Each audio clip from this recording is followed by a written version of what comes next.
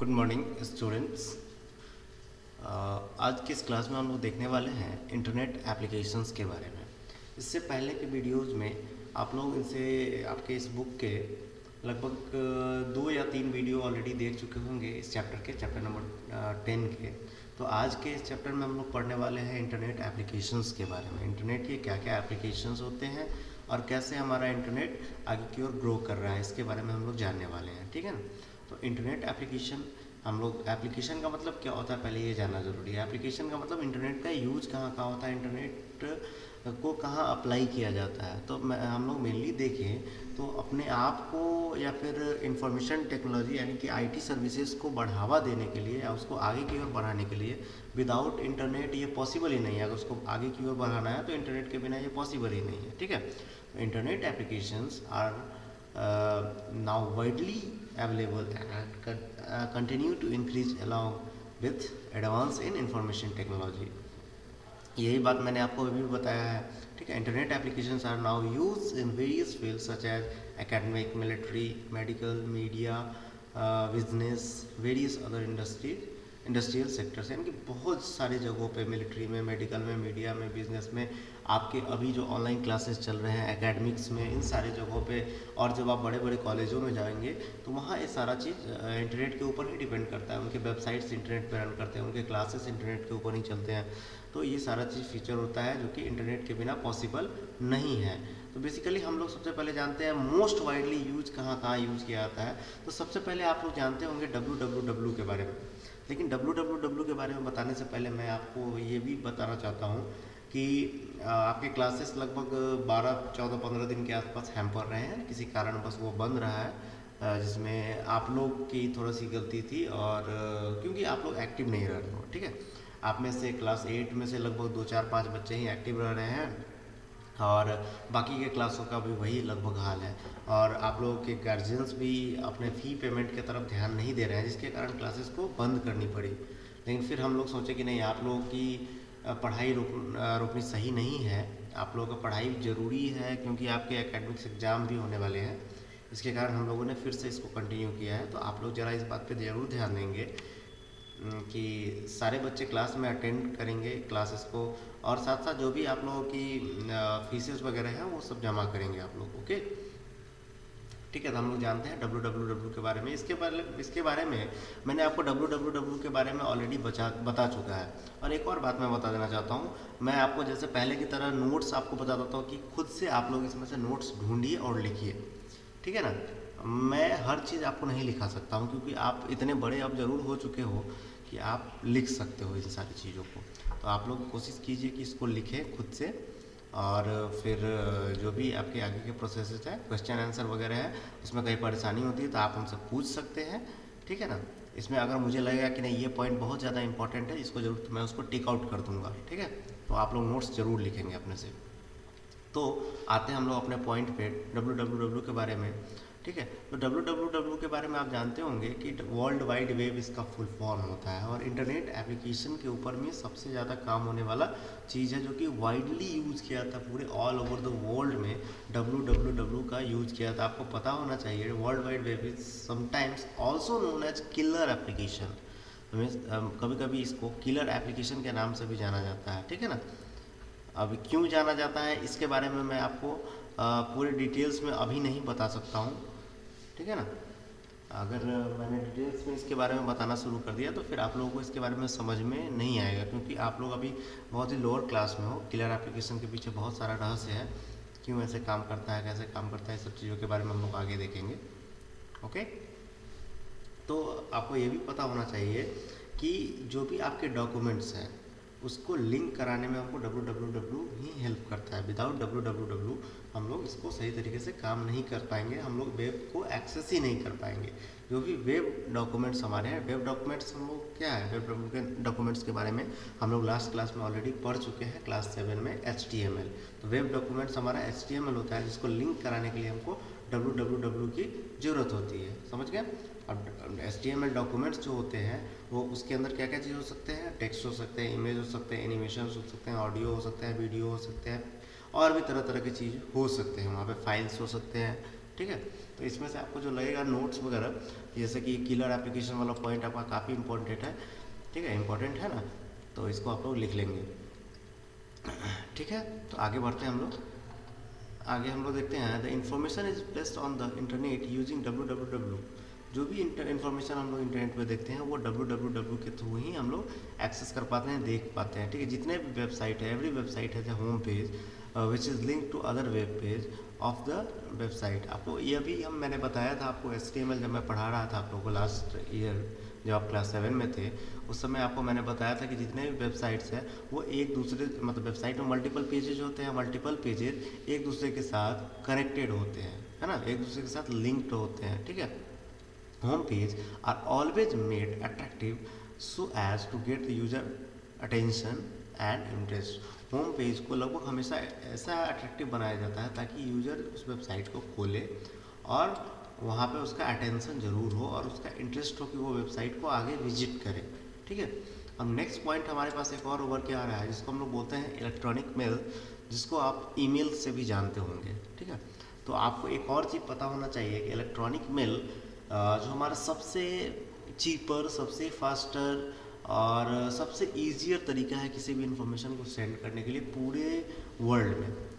अगर बात करते हैं हम लोग नॉर्मल इन्फॉर्मेशन, कुरियर सर्विस या फिर समथिंग अदर चीज़ों के बारे में बात करेंगे तो क्या कुरियर सर्विस में हमें पैसे लगते हैं, ठीक है, और पूरे ऑल ओवर द वर्ल्ड में सेंड करने के लिए उसके अलग अलग चार्जेज हैं, अलग अलग समय भी लग सकता है। लेकिन क्या ऐसा इलेक्ट्रॉनिक मेल्स में हो सकता है? अभी हम बैठे बैठे अमेरिका में भी मेल कर सकते हैं, बैठे बैठे ब्रिटेन में भी मेल कर सकते हैं, जापान में भी कर सकते हैं विद इन अ सेकेंड, ठीक है। 1 सेकेंड के अंदर में हम लोग पूरे देश में, पूरे वर्ल्ड में कहीं भी हम लोग ये सारे मैसेजेस को या ईमेल मैसेजेस को सेंड कर सकते हैं। इसके लिए हमें कोई वर्ड की बाउंड्री नहीं होती है, मतलब पूरे वर्ल्ड में कोई ऐसा बाउंड्री नहीं है कि आप इस देश में नहीं भेज सकते, उस देश में नहीं भेज सकते हैं, आप ऑल ओवर द वर्ल्ड कहीं भी भेज सकते हो, ठीक है। The concept of email is like sending a letter by regular mail.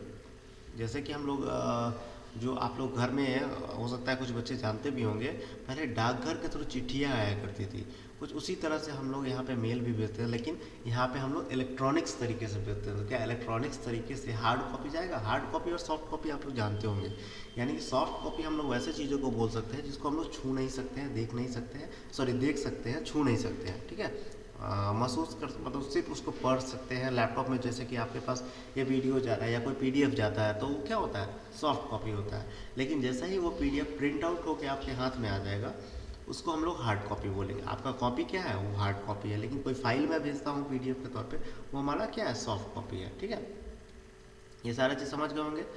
और ईमेल सर्विसेज में एक और क्या फ़ायदा है, जैसे कि हम लोग ये जान सकते हैं कि क्या मेल पहुंचा या नहीं पहुंचा। लेकिन नॉर्मल जो पहले हम लोग मेल भेजा करते थे वहाँ पे क्या होता था कि जो जिसके पास हम लोग भेजे हैं अगर वो उसके पास पहुंच जाता है, अगर वो हमको इन्फॉर्म ना करे तो हमें ये भी पता नहीं चलता है कि उन्होंने उन्होंने उस ईमेल को प्राप्त कर लिया है या नहीं प्राप्त किया है। यानी मेल जो हम लोग वो चिट्ठी वगैरह भेजा करते थे, लेटर्स वगैरह, तो वो उन्होंने उनके पास मिल चुका है या फिर नहीं मिल चुका है इसके बारे में पता नहीं चल पाता है। लेकिन इसमें क्या है कि अगर उनके पास ये मिला या नहीं मिला इससे हमको कोई मतलब नहीं है, उनके इनबॉक्स में आके वो ऑटोमेटिक ड्रॉप हो जाएगा, वो कभी भी खोलेंगे उनके पास वो मेल पहुंचा रहेगा। लेकिन इसमें क्या होता था, अगर नहीं मान लिया उसके पास रहा, नहीं मिला उनको, तो फिर रिटर्न होकर आपके पास आ जाता था। ऐसे ईमेल सर्विसेज में ऐसा है नहीं, उनके इनबॉक्स में जाके हमेशा के लिए सेव हो जाता है, ठीक है। ये सारा समझ गए होंगे आप लोग। अगर कोई डाउट होगा तो आप लोग डाउट पूछ सकते हो ईमेल के रिलेटेड, ठीक है। अब आता है बात एक और क्वेश्चन मैं आपसे पूछ देना चाहता हूँ। आज एक्टिविटी 1 में लिखा हुआ है discuss the advantage of using email over ordinary mail और लेटर। जो ऑर्डिनरी मेल के बारे में हम लोग बात कर रहे हैं तो वही जो हम लोग डाकघर के थ्रू भेजा करते थे उसको हम लोग ऑर्डिनरी मेल या फिर लेटर बोलते हैं। तो ईमेल के यूज करने से हमको फ़ायदे क्या क्या है ना, इसके बारे में मैंने आपको बताया भी है, अभी जस्ट ऊपर के पैराग्राफ में मैंने आपको समझाया भी है। तो इसको आप लोग तैयार कीजिए और अगले क्लास में सबसे पहले इसको चेक कराएंगे, ठीक है। आज के क्लास में आप लोग इस वीडियो को देखिए, कोई भी डाउट हो डाउट पूछिए, हो सकता है आप लोगों के पास डाउट होगा, उस डाउट को क्लियर भी करना है। और बाबू आप लोगों को पता होना चाहिए कि आपके एग्जामिनेशन एकदम बिल्कुल समय पर होंगे, है ना। तो आप लोग अच्छे तरीके से तैयारी कीजिए बहुत बढ़िया से, और साथ साथ जो आपके पिछले जो भी जितने चैप्टर आप लोग पढ़े उसको रिवीजन करते रहिए। बिना रिवीजन के आपके एग्जामिनेशन से बहुत सारी परेशानियाँ हो सकती हैं, इसको रिवीजन में ज़रूर डाल के रखिए। समझ गए? उसके बाद आपके पास आता है मेलिंग लिस्ट। आखिर मेलिंग लिस्ट होता क्या है? तो mailing list is an application use over internet to exchange information with in a group via email. Exchange का मतलब सेंड और रिसीव करना। मेलिंग लिस्ट एक तरह का एप्लीकेशन है जो कि इंटरनेट के ऊपर इन्फॉर्मेशन को किसी भी ग्रुप के जरिए with in a group via email, किसी भी ग्रुप में, जैसे कि हम लोग व्हाट्सएप में कैसे करते हैं कि एक ग्रुप बना लेते हैं, एक पर्टिकुलर नंबर ऑफ स्टूडेंट्स का ग्रुप बना लेते हैं कि क्लास 8 वाले बच्चे हैं ना, तो इन्हीं के पास ये सारा चीज़ जाएगा। वैसे ही मेल लिस्ट हम लोग बना सकते हैं कि हमारे, मान लेते हैं कि XYZ नाम की कोई कंपनी है, फिर ये कंपनी हटाई, हमारे दूर पब्लिक स्कूल में जितने भी टीचर्स हैं उनका एक मेल लिस्ट हमने तैयार कर लिया। कोई भी इन्फॉर्मेशन होगा वो सारे टीचर्स के पास जाएगा। मान लेते हैं कि हम प्रिंसिपल हैं, या प्रिंसिपल सर एक ऐसा लिस्ट तैयार करते हैं कि वो सारे मेल सारे टीचर्स के पास जाए। तो कुछ इसी तरह से जैसे कि व्हाट्सएप में हम लोग यूज करते हैं, ठीक है। An email sent to the mailing list address is actually sent to all the members registered in that mailing list। इसी के बारे में मैंने आपको अभी जस्ट समझाया है। Mailing list is thus a collection of email groups together for some purposes। किसी भी पर्पस के लिए हम लोग ईमेल ग्रुप बना के रखते हैं, जैसे हम लोग व्हाट्सएप ग्रुप बनाते हैं। अभी आप देख रहे होंगे आपके जो भी क्लासेस चलते हैं व्हाट्सएप ग्रुप के जरिए चलते हैं, लेकिन क्या आपने ऐसा भी फील किया है कि क्लास 8 के जगह पे कोई दूसरे ग्रुप में आपका वीडियो जा रहा है? बिल्कुल नहीं। क्लास 8 के बच्चे के पास क्लास 8 का ही वीडियो जा रहा है, और आपके ग्रुप में देखेंगे कि आप सिर्फ और सिर्फ क्लास 8 के ही बच्चे बैठते हैं, मतलब उसमें अटेंड करते हैं। ऐसा थोड़ी है क्लास 6 वाले भी उसमें आ जाते हैं या क्लास 5 वाले भी आ जाते हैं, बिल्कुल नहीं। तो इसी को हम लोग बोलते हैं मेलिंग लिस्ट। समझ गए? उसके बाद आता है news group. News group is simple terms refers to discussion formulas or maybe emails as a place where there are rooms of unique conversations। News group हम लोग वैसे ग्रुप को बोल सकते हैं, वैसे एप्लीकेशंस को बोल सकते हैं, वैसे प्लेटफॉर्म को बोल सकते हैं जहां हम लोग इमेजिन कर सकते हैं, जहां हम लोग किसी भी यूनिक कॉन्वर्सेशंस के बारे में हम लोग बातचीत कर सकते हैं, अलग अलग टॉपिक्स पे बात कर सकते हैं। इन सब चीज़ों को हम लोग न्यूज़ रूम बोलते हैं। In every room there are usually more than one person to exchange opinion और थॉट। इसको हम लोग ये भी इस तरीके से भी जान सकते हैं कि एक ऐसा रूम जहाँ पे मल्टीपल लोग अपने इन्फॉर्मेशन को शेयर करते हैं और एक दूसरे के साथ साझा करते हैं। मान लेते हैं कि 2 आदमी हैं, आपका ईमेल के बारे में कुछ और कहना है, लेकिन मेरा ईमेल के बारे में कुछ और कहना है, ठीक है। तो इसके बीच में डिस्कशन होता है एक किसी भी रूम के अंदर या फिर किसी भी एक एप्लीकेशन के अंदर, उसको हम लोग न्यूज़ रूम या फिर न्यूज़ ग्रुप बोलते हैं। जैसा कि आप लोग देखते होंगे टीवी चैनलों पर, ठीक है, इसको हम लोग न्यूज़ रूम या फिर न्यूज़ ग्रुप भी बोल सकते हैं। इसमें तरह तरह के लोग तरह तरह के बात चीज़ों पे, तरह तरह के टॉपिक्स पे, आप लोग न्यूज़ में भी देखते हो किसी एक टॉपिक पे बातचीत किया जाता है, इसको हम लोग न्यूज़ ग्रुप्स भी बोलते हैं, ठीक है। News groups can be considered as bulletin board in the school और ऑफिस। न्यूज़ ग्रुप को हम लोग बुलेटिन बोर्ड के नाम से भी जान सकते हैं, और बहुत जगह हम लोग देखते हैं जो बड़े बड़े स्कूल्स हैं वहाँ बुलेटिन बोर्ड होते हैं, जो कि स्कूल या फिर ऑफिसेस में, कुछ ऑफिसेस में भी होते हैं, स्कूल में भी होते हैं, हर जगह पे ये एक्ट करता है, हर जगह पे ये काम करता है, ठीक है।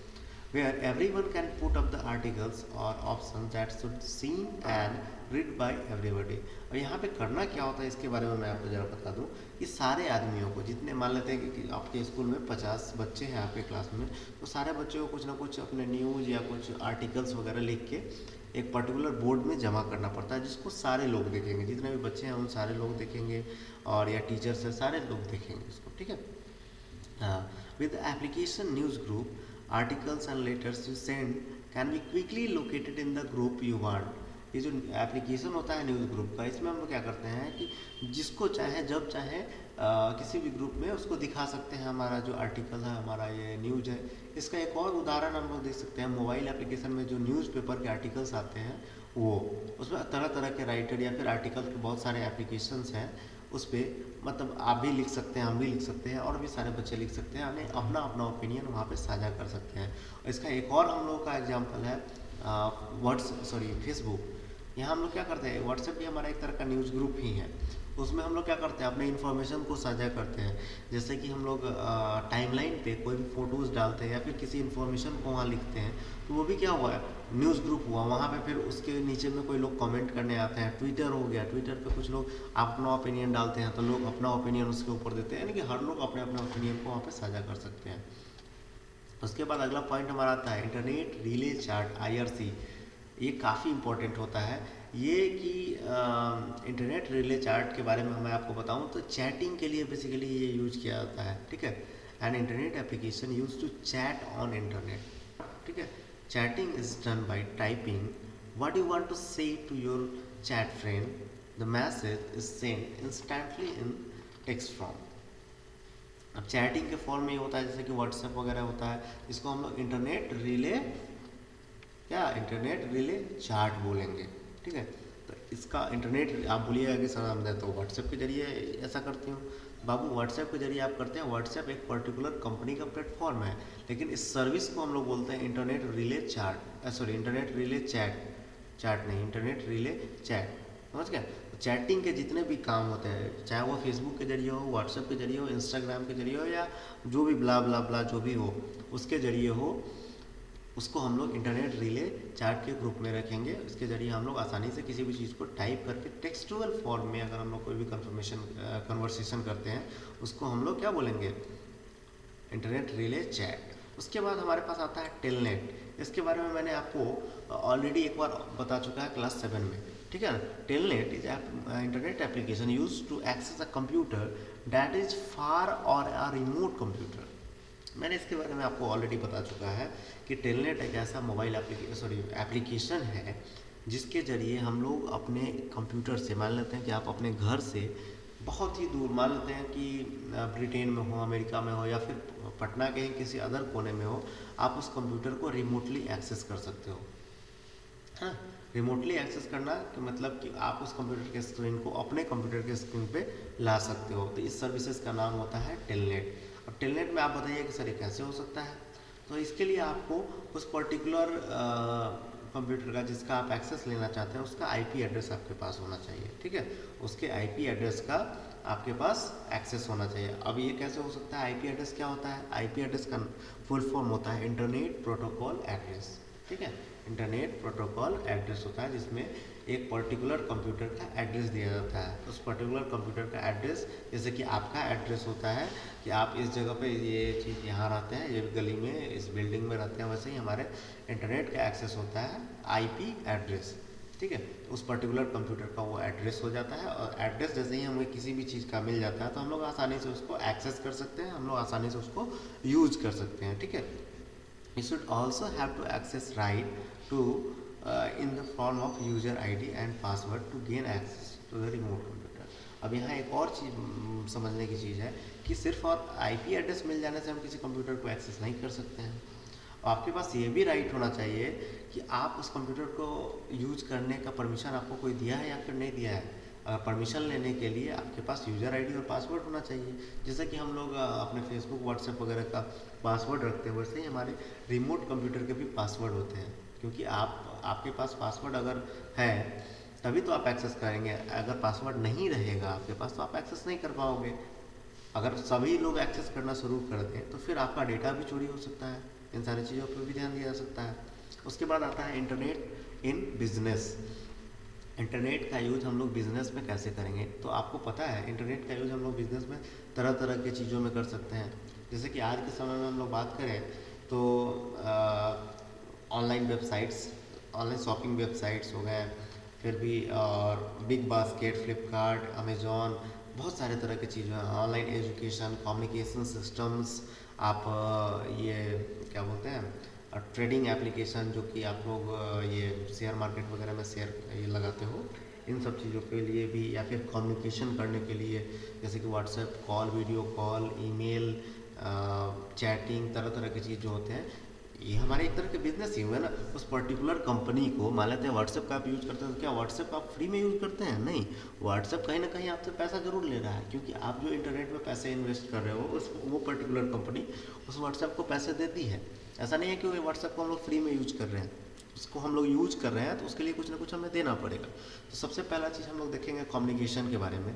तो कम्युनिकेशन क्या होता है? Communication email, chatting, video call, online chat, या बहुत सारे तरह की चीज़, इंफॉर्मेशन शेयरिंग, जो भी एप्लीकेशन आपके पास है उसके ज़रिए हम लोग फास्ट एंड प्राइस एफिशिएंट तरीके से हम लोग इसका यूज कर सकते हैं। और अपने आज के समय में आप देखेंगे जितने भी बिजनेस होल्डर लोग हैं वो व्हाट्सएप के जरिए कम्युनिकेट करते हैं, है ना। तो ये भी हमारा एक तरह का बिजनेस का जरिया हो सकता है, ठीक है। उसके बाद हमारे पास आता है growth. Internet gives companies a platform to achieve a wider global audience. अगर आप अपने कंपनी का वेबसाइट या अपने कंपनी के बारे में अगर इंटरनेट पे प्रचार प्रसार करते हो तो इसका क्या होगा, इसका प्रभाव पूरे ग्लोबली वर्ल्ड में या फिर पूरे आपके एक पर्टिकुलर शहर में या पर्टिकुलर कंट्री में इसके बारे में इन्फॉर्मेशन जाता है, जिससे आपकी कंपनियों को लोग जानना शुरू करते हैं। और आपका प्रोडक्ट अगर बढ़िया होगा तो क्या होगा, आपका डेवलपमेंट भी हो सकता है, आपसे लोग संपर्क करने की कोशिश करेंगे, इन सारी चीज़ों को भी संपर्क करेंगे, ठीक है ना। उसके बाद आता है मार्केटिंग। मार्केटिंग आज के समय में सबसे ज़्यादा इंटरनेट के जरिए सबसे ज़्यादा मार्केटिंग होता है। आप देखते होंगे कि मोबाइल फ़ोन यूज़ कर रहे हैं, तरह तरह के एड्स आना शुरू कर जाते हैं। तो एड्स का मतलब ही मार्केटिंग होता है। आपको ऐड दिखेगा तभी तो आप किसी चीज़ को खरीदोगे। अब मान लेते हैं कि आप देखते हो कि इतने % छूट मिल रहे हैं, तभी तो आप जाते हैं उस पर्टिकुलर मॉल में या उस पर्टिकुलर दुकान में। इसी को हम लोग मार्केटिंग बोलते हैं। तो ऑनलाइन मार्केटिंग या फिर मार्केटिंग एग्जीक्यूटिव जो होते हैं ऑनलाइन, जो इंटरनेट के हमारे ई मार्केटिंग जिसको हम लोग बोलते हैं, उसका आज के समय में काफ़ी चलन हो चुका है। आप जो लोग बैनर पोस्टर लगाना कम चाहते हैं, लोग चाहते हैं कि इंटरनेट के जरिए हम लोग अपना कस्टमर बेस बना के रखें, अपने कस्टमर को अट्रैक्ट करें। उसके बाद आता है नेटवर्किंग। नेटवर्किंग के बारे में आप लोग थोड़ा बहुत जानते होंगे, ठीक है। अब अलग अलग जगहों पर रहने वाले लोग, मान लेते हैं कि आपके यूज़र दिल्ली में बैठे हुए हैं, आपके यूज़र कहीं और बैठे हुए हैं, साउथ की तरफ बैठे हुए हैं, बेंगलोर में बैठे हुए हैं, अलग अलग जगहों पे आपके यूज़र हैं। आपकी कंपनी यहाँ पे है, पटना में बैठी हुई आपकी कंपनी है, आपके कस्टमर्स हो गए या फिर अलग अलग चीज़ जो होगा वो अलग अलग जगह पे है, अलग अलग लोकेशन पे है, ठीक है। उसको अब हमें कनेक्ट करना है, तो उसको कनेक्ट करने के लिए हमारे पास नेटवर्किंग होना चाहिए। अब वो नेटवर्किंग हमारा या तो वायर्ड हो सकता है या फिर वायरलेस हो सकता है, समझ ना। वायर्ड का मतलब तार के जरिए, वायरलेस का मतलब बिना तार का। इसके बारे में मैंने बताया था आपको। इसके जरिए आसानी से आप उसको कनेक्ट कर सकते हैं और उसके बीच में जो भी आपके बातचीत होंगे आसानी से कर सकते हैं। उसके बाद आता है आउटसोर्सिंग सर्विसेज। आउटसोर्सिंग सर्विसेज क्या होता है, internet has given option to business to get the job done from a companies or nations where it is cheaper to supply these types of services. This reduces the production cost the companies and also allowed them to focus on their core product and more efficient, more effective. अब outsourcing services क्या होता है, कुछ कंपनियों के पास क्या होता है कि मान लेते हैं कि कोई मेरे लिए कोई कंपनी है जिसके लिए हमें कोई प्रोडक्शन मैनेजर की ज़रूरत है, ठीक है, या फिर कोई ऐसे आदमी की ज़रूरत है जो हमारे वेबसाइट को हैंडल कर सके। उसके लिए हम ऐसा भी कर सकते हैं, आउटसोर्सिंग भी कर सकते हैं, कुछ अलग जगहों से सर्विसेज को ले सकते हैं। या फिर कोई अमेरिका में बैठी कंपनी है, अमेरिका वाले कंपनियों की हमारी ज़रूरत है, तो हम लोग यहाँ से बैठ के उस काम को कर सकते हैं with the help of internet. इससे हमें क्या होगा, कुछ ना कुछ हमें पैसे भी मिल जाएंगे और अमेरिका वाले लोगों को काफ़ी इफेक्टिव तरीके से, काफ़ी इफिशियंट तरीके से उनका काम भी हो जाएगा, है कि नहीं। समझ रहे हैं आप लोग। आउटसोर्सिंग समझ गए। उसके बाद शॉपिंग ऑनलाइन, इसके बारे में आप लोग सभी लोग जानते ही होंगे। मतलब हर एक इंडिविजुअल आदमी को किसी भी ऑनलाइन प्रोडक्ट खरीदने की आज़ादी है। कोई भी ऑनलाइन प्रोडक्ट आप फ्लिपकार्ट पे देखिए, अमेजोन पे देखिए, तरह तरह के जगहों पे आप लोग देखेंगे तो आप लोग उसको एक्सेस कर सकते हैं, ठीक है ना। तो ऑनलाइन शॉपिंग के बारे में आप लोग समझ रहे होंगे। फ्लिपकार्ट, अमेजोन, मंत्रा और तरह तरह के वेबसाइट्स जो हैं, ये सारे हमारे ऑनलाइन शॉपिंग वेबसाइट के जरिए होते हैं, जो आप पूरे देश में कहीं भी किसी भी कोने में रह के आप किसी भी चीज़ को ऑनलाइन के जरिए परचेज कर सकते हो या फिर सेल कर सकते हो। इसको हम लोग ऑनलाइन शॉपिंग या फिर ऑनलाइन बिजनेस भी बोल सकते हैं, ठीक है।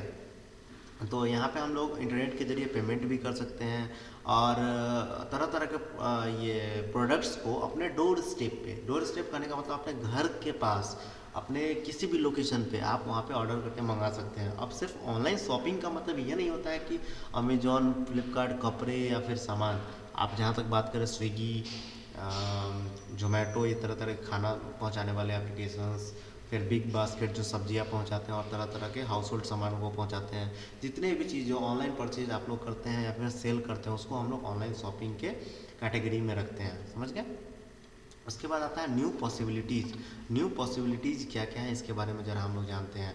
Internet has open up a whole new bunch of possibilities of business as well as the individual.